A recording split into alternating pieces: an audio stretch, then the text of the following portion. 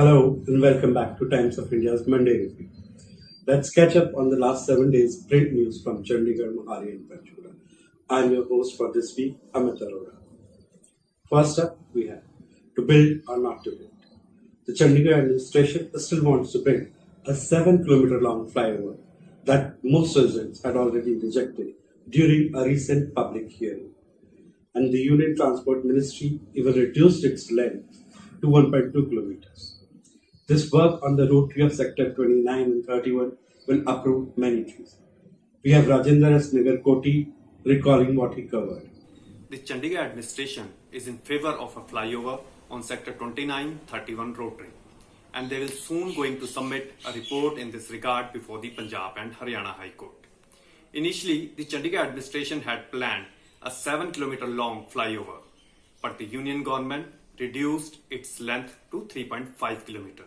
Later, the Ministry of Road Transport and Highways further reduced its length to 1.2 km. In a recent public hearing session, majority of city residents, including the experts, had opposed the idea of this flyover.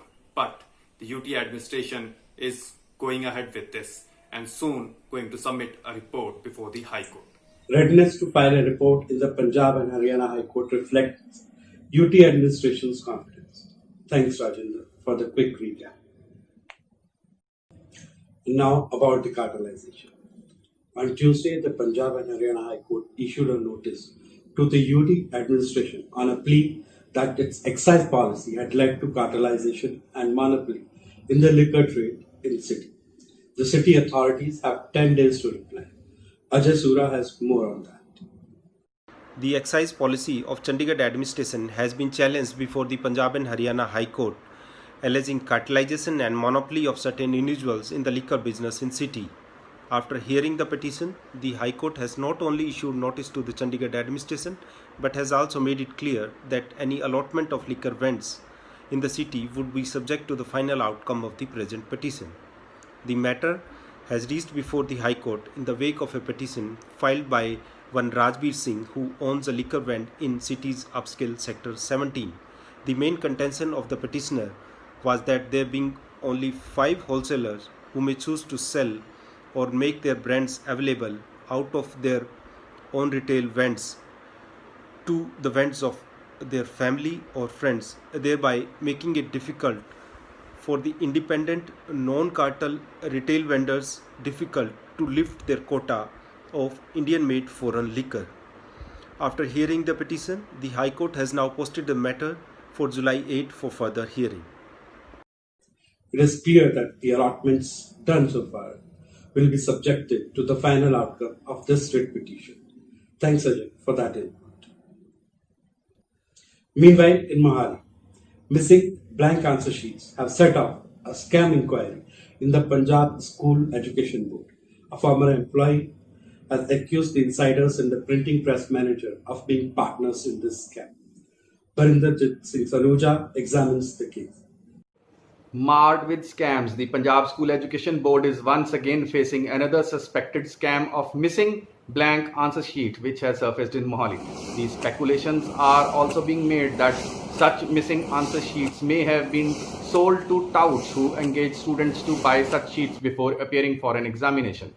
The missing blank answer sheet scam has hit the board after an employee with the printing press based at Mathura submitted a written complaint in the form of an affidavit with Education Secretary recently, allegedly levelling allegations by name against 2 employees of the board, one senior assistant and the other a clerk, of having connivance with the manager of the printing press in Mathura to embezzle blank answer sheets while being packed at the printing press.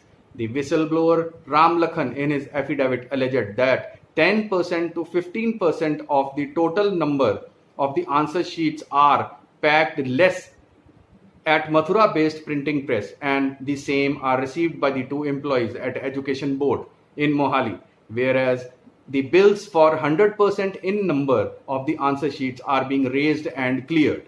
The Punjab Education Secretary Krishan Kumar has marked an inquiry into the matter and has sought for a detailed report.